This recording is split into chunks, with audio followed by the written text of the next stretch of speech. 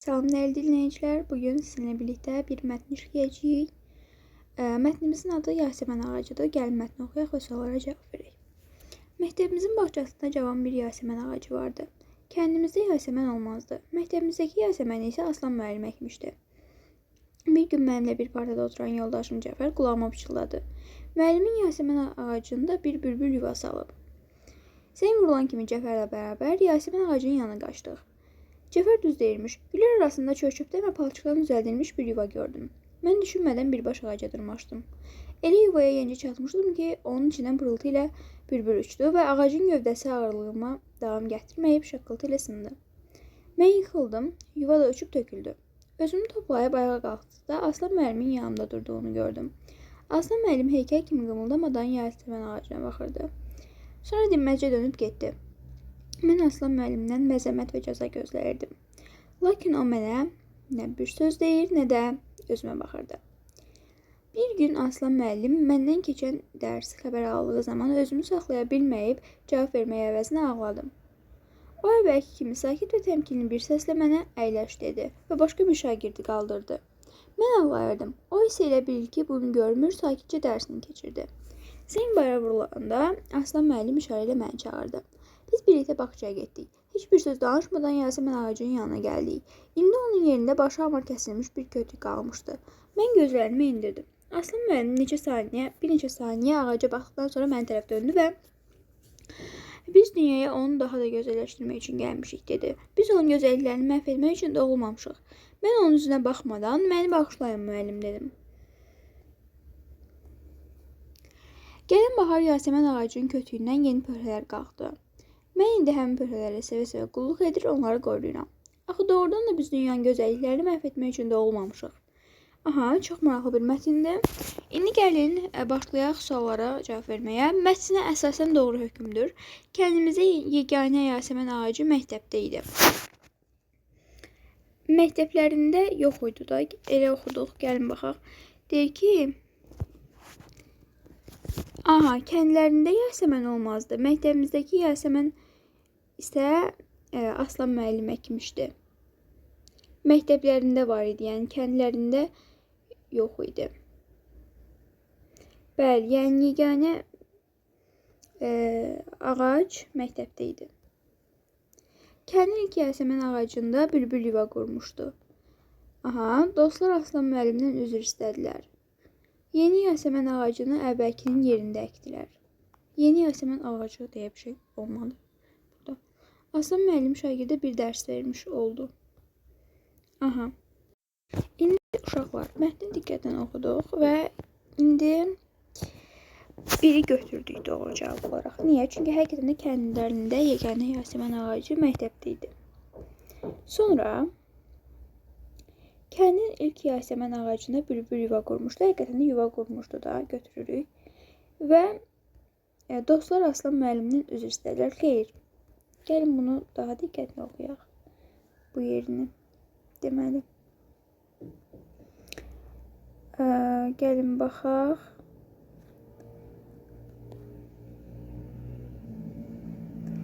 Dostlar istəmədi də, təkcə bu mən olan istədi. Yəni bu şəxs istədi. Digəri istəmədi. Ona görə də 3-ü götürmürük. 3 olan cavab variantlarını silirik. Və 1, 2 olan cavab variantlarını saxlayırıq. Ona görə də birbaşa cavabımız A variantıdır. Amma yenə də oxuyaq. Yeni Yasəmən ağacı əvvəlkinin yerinə əkilər. Axı dediyimiz kimi yeni Yasəmən ağacı əkməmişdilər. Sadəcə ağacın pöhrələrini, yəni yeni pöhrələr çıxmışdı ağaca. Və Aslan müəllim şagirdə bir dərs vermiş oldu. Həqiqətən də bir dərs vermiş oldu ki, yəni biz təbiətin gözəlliklərini məhv etməyə deyil, onları daha da gözəlləşdirməyə gəlmişik dünyaya. Belə. İndi keçirik 12-ci tapşırığımıza. Deyir ki, cədvələ əsasən üzərində rəqəm yazılmış sözlərlə bağlı dolu fikirləri müəyyən edin. Gəlin baxaq. Üzərində rəqəm yazılmış sözlər. Məktəbimizdəki Yasəmən isə Aslan müəllim əkmişdi. Həmin sözün mətndəkindən fərqli mənada həqiqi və məcazi baxımdan işlədildiyi cümlə. Deməli, mətndə həqiqətən həqiqi mənada işlənibdir. Yəni, ağacı əkmək həqiqi mənadadır. İndi, o ürəyimizə sevgi toxumu əkmişdi. Bu həqiqətən də məcazi mənada işləndi. Niyə? Çünki bizdə yəni mətndə həqiqi mənada işləndiyi üçün biz də burada məcazi mənada kimi götürməliyik. Həqiqətən də bu məcazi mənadadır. Ona görə doğru cavabımızı 1 olaraq götürəcəyik. İndi 2-də deyir ki, bütün sirli məqamlar artıq yerinə otururdu. Sirli məqamlar. Aha, burada məcazi deyir. İndi gəlin buna baxaq. Yerinə otururdu. Bir gün mənimlə bir partida oturan həqiqi mənadadır. Sirli məqamlar artıq yerinə otururdu. Məcazi mənadadır. Bəli, həqiqətən də fərqli mənada işlənib. 1-2-ni doğru cavab variantı olaraq götürürük. Burada bir variant düşməyibdir. Aha, elə D variantı olacaq doğru cavabımız. Deməli, yenə də oxuyuruq təbii ki də. Sonra gəlin 3-cünü oxuyaq. 3-cü. Zəng vurulan kimi Cəfərlə bərabər Yasəmən ağacının yanına qaçdıq. Qaçdıq həqiqi mənadadır. Biz bir yerdə həyətə qaçdıq. Bəli, bu da həqiqi mənadadır. Yəni, burada mətndəkindən həqiqilik baxımından eyni mənada işləmir. Yəni, fərqli mənada işləməyib. Bizə fərqli mənada sorulur daxı. Ona görə bunu doğru cavab variantı olaraq götürmürük. Sonra 4-ə baxırıq. Deməli, Cəfər düz deymiş. Güllər arasında çöp-çöpdən və palçıqdan düzəldilmiş bir yuva gördüm. Həqiqi mənadadır da gördüm. Uzaqdan əsgərləri gördüm. Bu da həqiqi mənadadır. Amma bizi fərqli mənadan soruşurdu. Sonra quşlar bizi görən kimi uçdular. Həqiqi mənadadır. Gəlin görək. Üstünə 5 yazılan. Elə yuvaya yenicə çatmışdım ki, onun içindən pırıltı ilə bir bülbül uçdu. Uçdu həqiqətən də həqiqi mənadadır. Yəni, mətndəki mənada işlənmişdir. Mətndəkindən fərqli mənada işlənən 1 və 2 oldu. Doğru cavabımız D variantı. Aha. Mətnə aid aforizmi müəyyən edin. Ən yaxşı tərbiyə insanı öz vicdanı qarşısında mühakiməyə buraxmaqdır. Ağıl ata kürkü deyil ki, irsdə övladına yetişə. Bir güllə bahar olmaz. Xeyir, əlaqəsi yoxdur bu C variantının. Sonra istedad maniyaları aşmaq gücündədir. Nə əlaqə istedad? Aslan kimi bir gün yaşamaq 100 il qoyun olaraq yaşamaqdan daha yaxşıdır. Xeyr, burada əlaqəsi yoxdur. Ağıl ata kürkü ilə deyil, irslə övladına yetişə. Bu da deyil. Ən yaxşı tərbiyə insanı öz vicdanı qarşısında mühakiməyə buraxmaqdır. Bəli, həqiqətən də hocamız A variantıdır. Niyə? Çünki həqiqətən də Aslan müəllim buradakı şagirdini həqiqətən də yəni öz vicdanı qarşısında mühakiməyə buraxmaq. Yəni öz vicdanı qarşısında mühakiməyə buraxdı həqiqətən də ki, yəni həqiqətən də görsün ki, nə doğrudur, nə yanlışdır, nəyi necə etmək olar. Yəni məhv etmək olmaz, onları gözəlləşdirmək lazımdır. Deməli, mətndə tünd qara hərflərlə verilmiş cümlədəki fikir əsasında belə qənaətə gəlmək olar. Mətndəki tünd qara hərflərlə verilmiş cümlə əsasında. Aha. Mən indi həmin pöhrələrə sevə-sevə qulluq edir, onları qoruyuram. Aha. Deməli, əvvəlki pöhrələr daha da böyüyüb, Yasəmən ağacı artıq çiçəklənmişdir, şagird öz əməyindən zövq alır, Yasəmən ağacları kövrək olur, şagirdlər əvvəllər Yasəmən ağacına qulluq etməmişlər. Bəli, E variantını götürə bilərik. Həqiqətən də ki, həqiqətən də əvvəllər etməmişdir. Çünki deyir axı, mən indi bu pöhrələri sevə-sevə qulluq edirəm. Əslində burada 2 cavab variantı doğru ola bilər uşaqlar. Amma bilirsiniz niyə? C və E variantları ola bilər. Çünki şagird öz əməyinin həqiqətən zövq alır. Çünki deyir ki, sevə-sevə qulluq edirəm. Başa düşürsünüz? Sırf bu cümləyə görə götürsək C variantını götürə bilərik. Amma əvvəllər Yasəmən ağacına qulluq etməmişlər deyil. Axı onlar əvvəllər Yasəmən ağacını qırmışdılar. Yəni qulluq etməmişlər deyil, yəni qırmışdılar. Ona görə burada C variantını götürürük. Şagird öz əməyindən zövq alır. Çünki deyir ki, mən onlara sevə-sevə qulluq edirəm. Mətnə əsasən hansı hadisənin səbəbini müəyyən etmək mümkün deyil. Şagirdin Cəfərlə bərabər Yasəmən ağacının yanına qaçmasının. Çünki burada gördüyünüz kimi müəllimi Yasəmən ağacında bir yuvə salıb deyir Cəfər və onlar da ona baxmağa gedirlər. Aha. Yəni səbəbini müəyyən etdik. A variantı deyil. Şagirdin ağaca çıxmasının bülbül üçün çıxmışdı. Şagirdin Aslan müəllimdən cəza gözləməsinin səbəbi məlumdur da. Çünki nə etmişdi? Yasəmən ağacını qırmışdı. Şagirdin Yasəmən ağacının təzə pöhrəsini qorumasının nə üçün qorurdu? Çünki artıq o birisi Yasəmən ağacını qırmışdı. Kənddə bu hadisəyə qədər Yasəmən ağaclarının olmamasının bəli, həqiqətən də bu niyə yoxdur? Bunu bilmirik də. Yəni həqiqətən də səbəbi müəyyən etmək mümkün deyil. Doğru cavabımız olacaq E variantı. Baxırıq 16-ya. Deyir ki, çərçivədə verilmiş sözü əvəz edə biləcək nümunələri müəyyən edin. Aha. Mən Aslan müəllimdən məzəmmət və cəza gözləyirdim. Aha. Deməli, yəni məzəmmət elə danlıqdır da. Danlıq. Cəzanı yəni necə əvəz edə bilər ki? Deyək ki, mən məzəmmət və cəza gözləyirdim. Cəza və cəza gözləyirdim. Heç uyğun gəlirmi yəni bu? Bunu elə çıxa bilərik də. Və biri götürürük. Buna görə də B variantda deyil. Təqdir deyil bu. Tənə, bəli, tənə. Döymək. Mən Aslan müəllimdən döymək və cəza gözləyirdim. Cümlə uyğun gəlmir yəni. Ona görə də doğacağımız A variantı. İndi 17-yə baxırıq. Mətndə altına xətt çəkilmiş hissə haqqında doğru fikirləri müəyyən edin. Gəlin oxuyaq həmin hissəni. Deyir ki, səni bayra vurulanda Aslan müəllim işarə ilə məni çağırdı. Biz birlikdə bağçaya getdik. Heç bir söz danışmadan Yasəmən ağacın yanına gəldik. İndi onun yerinə başamar kəsilmiş bir kötük qalmışdı. Mən gözlərimi endirdim. Aha. İndi deyir ki, tərkibində məcazi mənalı ifadələr də var.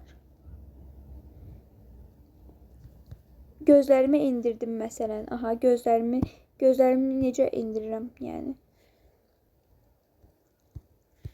Bir də baxaq bura. Deməli. Aha, elə gözlərimi endirdimi burada götürə bilərik məcazi mənalı ifadə kimi.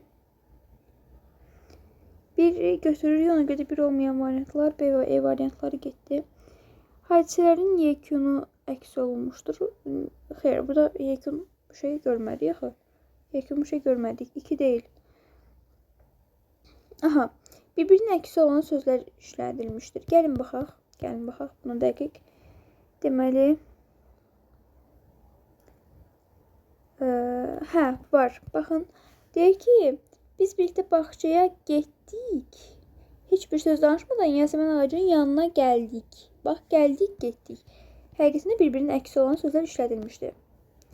Deməli, nəyi götürdük? 1-i götürdük, 3-ü götürdük, 2-ləri çıxartdıq və 1-3 olduğuna görə bu da çıxır. İndi müəllimin şagirdi tənqid etməsi əks olunub. Burada tənqid yox idi. Ona görə 4 deyil. Məzmun arıcılığı pozulmamışdır. Bəli, pozulmamışdır çünki arıcıl olaraq gəlmişdi. Deməli, doğacağımız D variantı. Qarşısına rəqəm yazılmış hansı cümlədə insanın keçirdiyi hisslər daha aydın müəyyən olunur. Gəlin baxaq. Gəlin baxaq. İnsanın keçirdiyi hisslər daha aydın. Kəndimizdə Yasəmən olmazdı. Burada məncə yoxdur da. Yəni, həqiqətən burada insan keçirdiyi hisslər yoxdur. Cəfər düz deyilmiş. Güllər arasında çöçöpdən və palçıqdan düzəlmiş bir yuva gördüm. Buna görə yanılmayacağım videonu davam edirik. Deməli, mən yıxıldım, yuvada uçub töküldü. Sonra, burada da insanların keçirdiyi hiss yoxdur da. 2-də də yoxdur əslində. 2-də də yoxdur. Cəfər düz deyilmiş. Yəni, burada insanların keçirdiyi hiss yoxdur axı. Aslan müəllim heykəl kimi qımıldamadan Yasəmən ağacına baxırdı. Elə budur. Budur elə.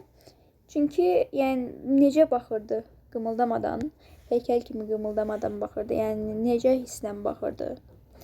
İndi 5-i də oxuyuruq. Biz birlikdə bağçaya getdik. Burada da heç bir hiss yoxdur. Doğru cavabımız 4 olacaq. D variantı. Belə. Qarşısında 3 bucaq qoyulmuş sözü fərqli mənada cümlədə işlədib yazın. Qarşısında 3 bucaq qoyulmuş söz.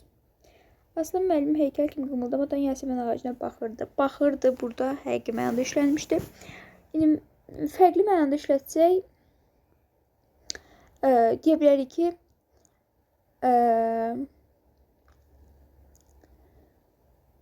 insanlar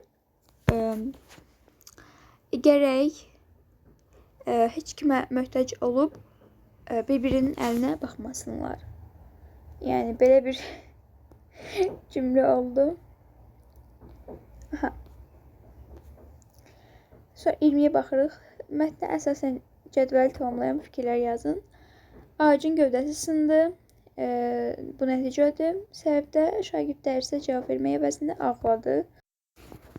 Bunun ikincisini nəticə olaraq yaza bilərik ki, deməli, şagird dərsə cavab vermək əvəzində ağladı. Müəllim şagirdi, yəni başqa şagirdi həmin dərsə cavab vermək üçün qalxdırdı və deyə bilərik ki, Müəllim ona işarə etdi də, yəni öz yanına çağırdı deyə bilərik. Sonra ağacın gövdəsi sındı. Nə səbəbə sındı? Aha, gəlin baxaq. Aha, deyir ki, elə yuvaya yenicə çatmışdım ki, onun içindən pırıltı ilə bülbül uçdu və ağacın gövdəsi ağırlığıma tab gətirməyib şaqqıltı ilə sındı. Nə üçün sındı? Ağırlığa tab gətirmədi. Ağırlığıma tab gətirmədi. Belə. Bugünlük də bu qədər. Sağ olun, digər video dərslərdə görüşərik.